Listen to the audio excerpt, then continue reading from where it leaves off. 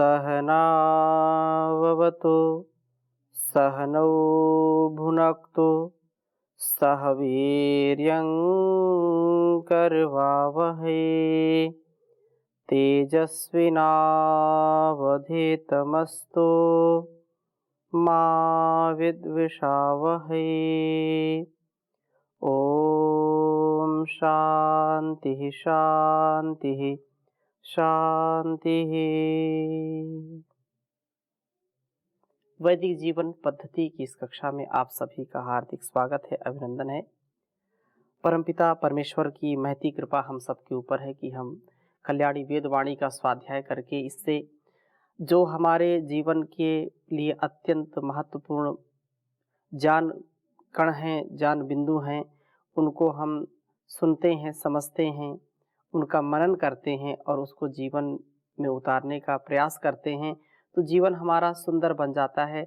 हम अपने जीवन को इस प्रकार से सुगंधित करें, सुरभित करें, क्योंकि यह जीवन उस परमात्मा के द्वारा दिया गया है और प्रभात जागरण से लेकर के रात्रि पर्यंत उसी की ही शरणागति में हम रहें। कोई भी कार्य करें, कोई भी अपना दिनचर्या का कार्य है या परोपकार सेवा सत्कार का कार्य है, हम प्रत्येक कार्य को उसी की पूजा समझ करके करें तो हम दिन भर पूरे ऊर्जा से परिपूर्ण रहेंगे, उत्साह से परिपूर्ण रहेंगे और हमारे अंदर कोई भी हताशा निराशा नहीं आएगी। यह अत्यंत कल्याणकारी और अत्यंत निकटता से हमको प्रभु हमारा उत्थान चाहता है। हम सदैव आगे बढ़ते रहें, हम कभी भी पतित ना हो, कभी निराश ना हो। कभी कभी शारीरिक या मानसिक रुग्णता के कारण, रोगों के कारण भी हम हताश हो जाते हैं, परंतु हमको हताश नहीं होना चाहिए। हम जब प्रभु की शरणागति में हैं, प्रभु की हम कृपा में हैं, तो हमको सुख मिलता है तो अच्छा लगता है, दुख मिलता है तो अच्छा नहीं लगता। परंतु प्रयास हम जो कर सकते हैं उसको करते रहें। अधिकार या फल की जो आशा है कर्म के, उसको न रखें। अपने कर्मों का आधान हम करते रहें। कर्मों के अनुष्ठान में कोई भी हम आलस से प्रमाद न करें और फिर जो कुछ भी घटित हो 100% पुरुषार्थ कर लिया और पुरुषार्थ करने के बाद जितना जितना हमको उससे लाभ मिलता है, जितना सुख मिलता है, उसी को आत्मसात करें। अत्यधिक लोभ की प्रवृत्ति में या अत्यधिक अपने भोगों की प्रवृत्ति में हम ना रहें और याद रखें हमेशा कि कोई भी दुख, कोई भी कष्ट, कोई भी समस्या शाश्वत नहीं है। उसका भी एक ना एक दिन दमन होता है, एक ना एक दिन उसका शमन होता है। केवल धैर्य के साथ अपने जीवन को जीने का हम प्रयत्न करें। अगर उस परमात्मा ने यह शरीर दिया है कल्याण करने के लिए और उस शरीर से हम यदि कल्याण नहीं कर पाते, दुखी हैं, रोगी हैं, तो भी उसी को समर्पित करें कि ठीक है, आपने जीवन दिया है और ऐसी स्थिति है तो आपको ही समर्पित है। अनकंडीशनल सरेंडर रखें। प्रभु का कल्याण कारक जो स्वभाव है, उसका जो रक्षक का स्वभाव है, अत्यंत महनीय है। ऋग्वेद के चतुर्थ मंडल का हम स्वाध्याय कर रहे हैं और इसमें हमने 30वें सूक्त का स्वाध्याय किया था। बहुत सुंदर चर्चा है कि हम अपने आप को सुपथ से ले चलें, भोगों में अनासक्त ना हो, हम अपने जीवन को सद्गति की ओर ले चलें, नियमन करते हुए, नियम संयम मर्यादा में रहकर के जीवन को जीने का प्रयत्न करें तो हमारा दुख दूर हो जाएगा। बहुत सुंदर वेद मंत्र हैं। 30वें सूक्त के अंतिम मंत्र का स्वाध्याय हम करेंगे आज। चतुर्थ मंडल के 30वें सूक्त का 24वां मंत्र आपके समक्ष लिखता हूं, फिर चर्चा करूंगा। ओम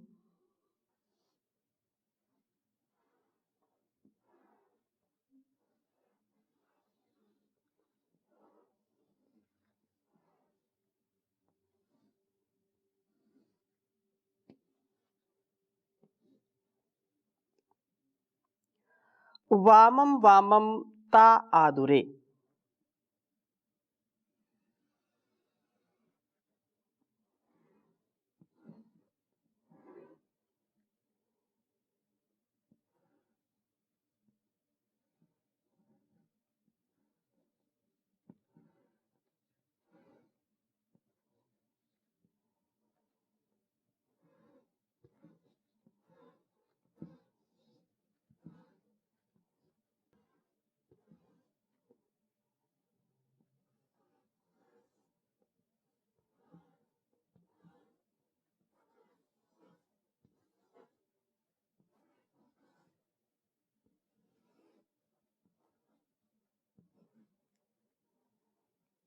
वामं वामं ता आदुरे देवो दात्वर्यमा।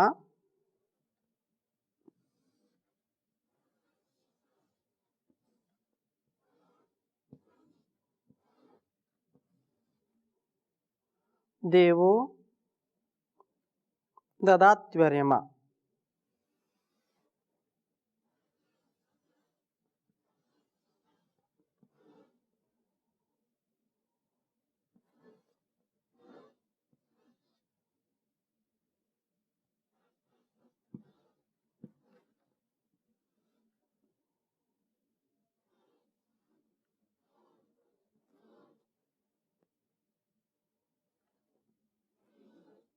वामं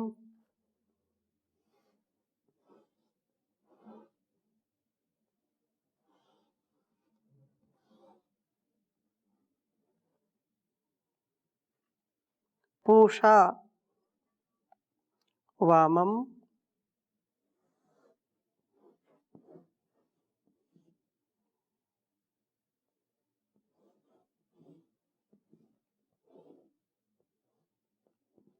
पूषा वामं भगो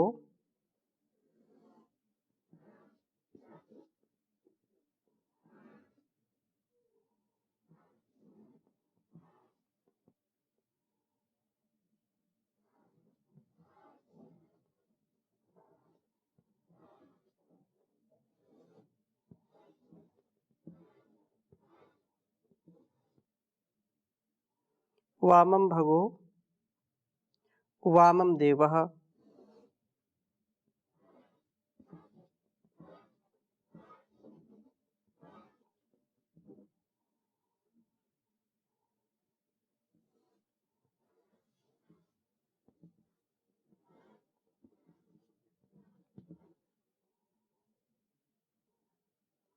करुणति वामं देवः करुणति।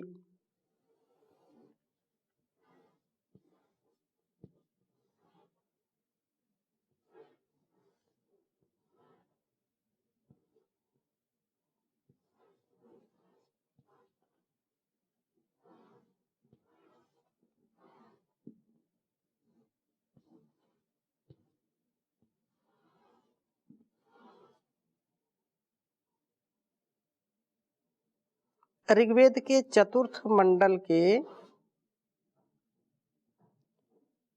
30वें सूक्त का 24वां मंत्र है यह। ओम वामं वामं ता आदुरे देवो ददात्वर्यमा।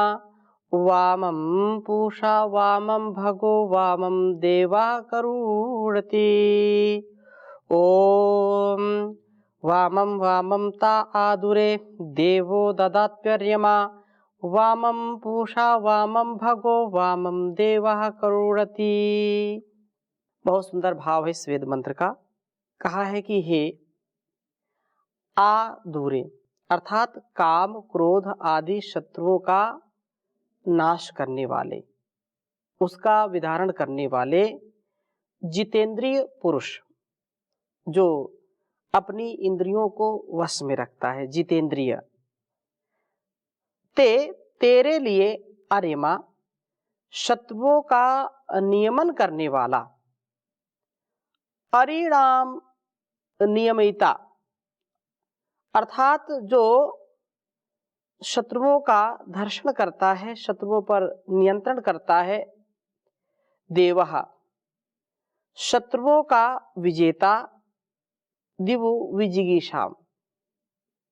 तो प्रभु वामम वामम ददातु, सब सुंदर सुंदर वस्तुओं को दें। काम क्रोध आदि के संहार के द्वारा यह अरिमा देव हमें सुंदर दिव्य गुणों को प्राप्त कराएं। बिल्कुल तथ्य सत्य है कि जब तक हमारे अंदर निर्मलता नहीं आएगी, जब तक हमारे अंदर अज्ञान अंधकार का वास रहेगा, तब तक प्रकाश नहीं होगा। और जैसे ही हमारे अंदर ज्ञान का प्रकाश होगा, वैसे ही हमारे अंदर का अज्ञान मिट जाएगा। काम क्रोध लोभ मोह ईर्ष्या द्वेष छल कपट आदि जो हमारे शत्रु हैं, वे भी नष्ट हो जाते हैं, वे नाश को प्राप्त हो जाते हैं।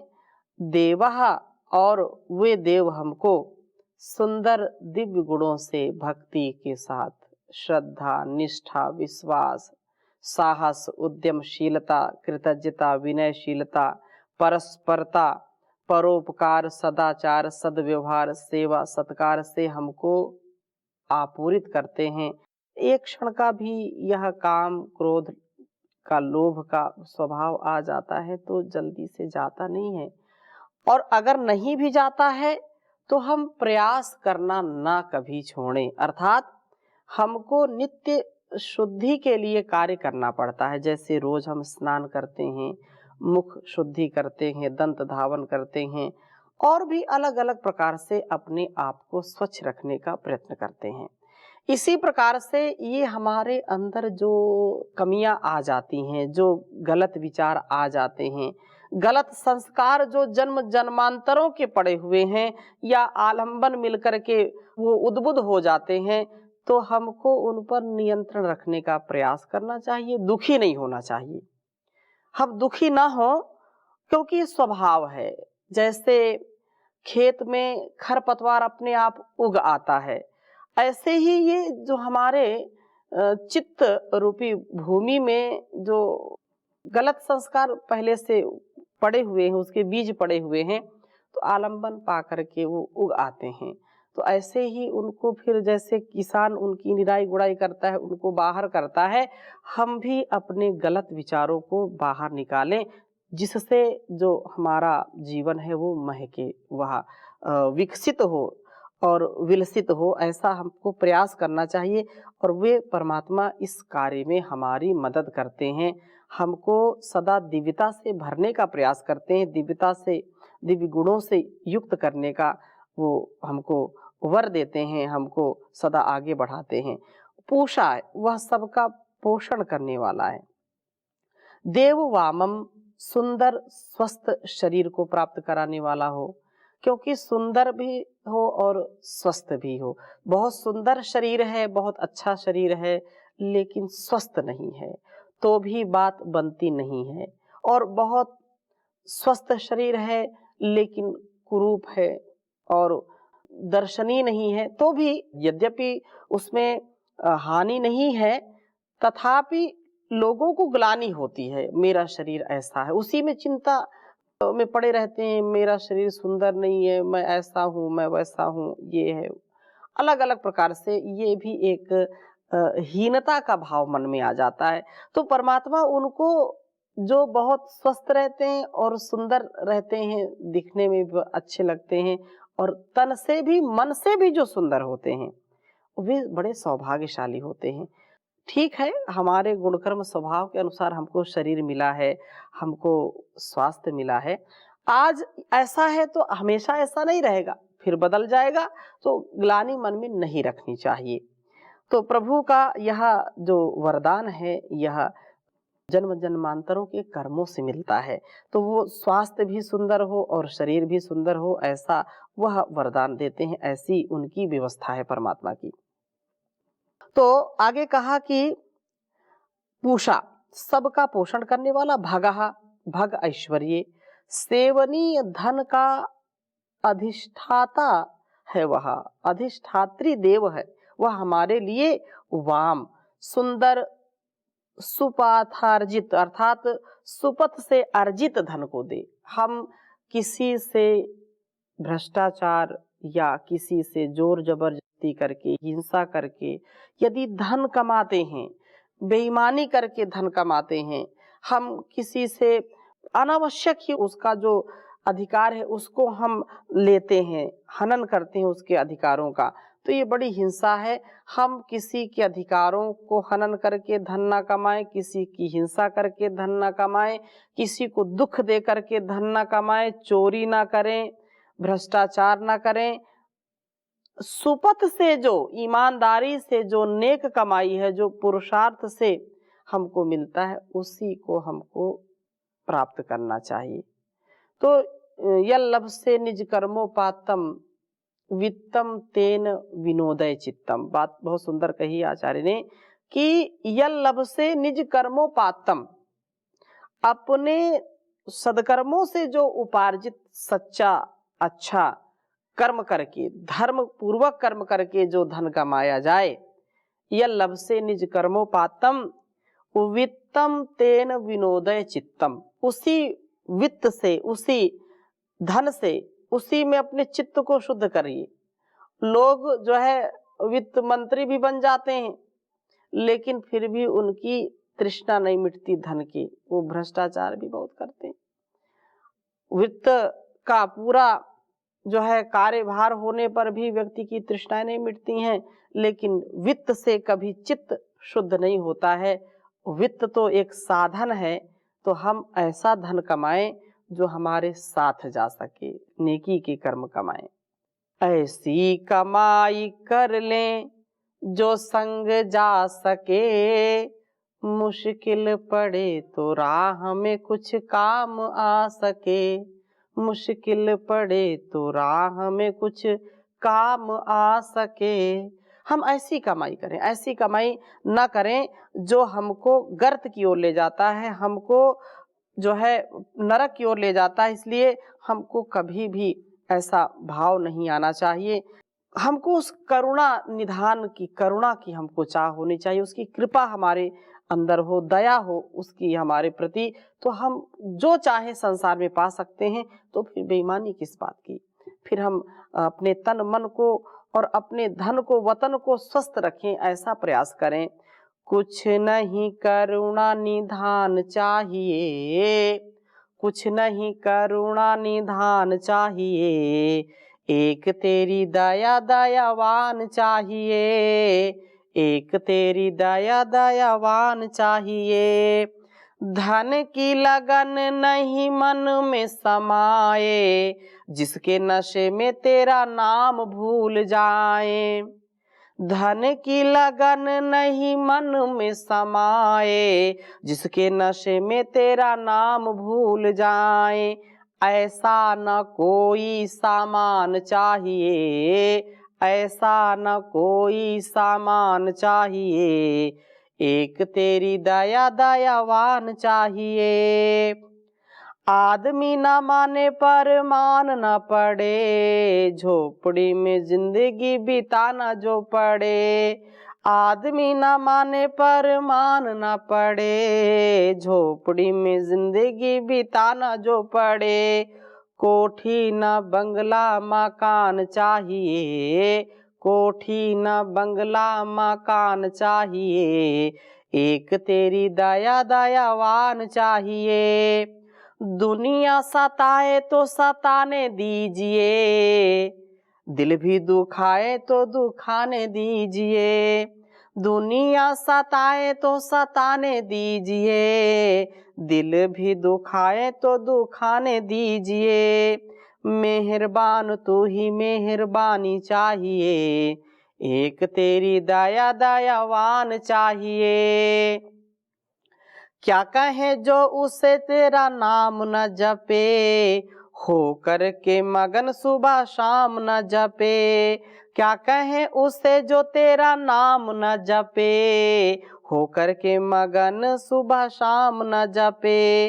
ऐसे ना बेमोल जुबान चाहिए, ऐसे ना बेमोल जुबान चाहिए, एक तेरी दया दयावान चाहिए, एक तेरी दया दयावान चाहिए, कुछ नहीं करुणा निधान चाहिए, एक तेरी दया दयावान चाहिए।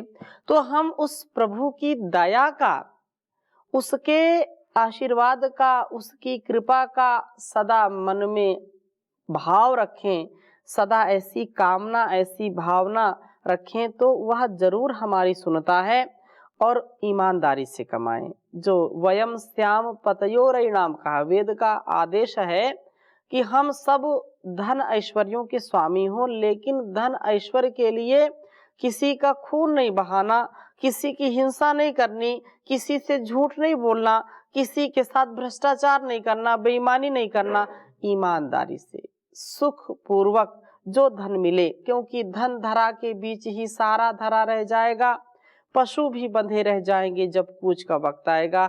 जो कुछ भी धन संपत्ति हम अर्जित करते हैं, एक फूटी कौड़ी भी साथ में ले नहीं जा सकते। तो खून बहाना किस बात का, संबंधों में दरार किस बात की, अपने ईमानदारी पर, अपने पुरुषार्थ पर अपने को विश्वास रखना चाहिए। आत्मनिर्भरता से हम युक्त होकर के सुपथ से जो धन मिले उसको गलत रास्ता नहीं अपनाना धन के लिए। और कहा करूडति, कहा कि जिसने दांतों को काट दिया है, अर्थात जो खान पान में ही फंसा नहीं है, जिसकी जुबान खट्टा मीठा चरपरा जिह्वा सब रस ले, ये जो चरपरा स्वभाव है खाने पीने का, कभी कितना लोग जो है खाने पीने में ही अपने को समझते हैं कि यही केवल काम है। कुछ लोग खाने के लिए जीते हैं और कुछ लोग जीने के लिए खाते हैं। तो हम अपने भोजन को, आहार को स्वास्थ्य की दृष्टि से आहार को ले, तो सेवा करने की दृष्टि से कि इससे मैं अपने शरीर को पौष्टिकता से युक्त करूंगा और उससे सेवा करूंगा। जिह्वा के स्वाद के लिए जो खाएंगे वो कभी भी विषयों से बच नहीं पाएंगे। चटोरा और कामचोरा, जो चटोरे होते हैं और कार्य नहीं करते, सेवा नहीं करना चाहते, संकल्प से युक्त जीवन नहीं जीना चाहते हैं, उनका कभी उद्धार नहीं हो सकता है, क्योंकि कुछ ना कुछ खाने को उनका मन बार बार होता है। इसलिए कहा करूडति कृतदंतः, अर्थात दांतों को काट लिया है, जो खान पान में फंसा नहीं है, दांतों का या जिह्वा का जिसने पूरा नियंत्रण कर लिया है। वह देवः प्रकाशमय प्रभु वामम, हमारे लिए भोगों में अनासक्त सुंदर जीवन को प्राप्त कराए। हम भोगों को भोगे नहीं, भागे नहीं, अपितु जागें, और जाग करके ही इस जीवन को सुंदर बना सकते हैं।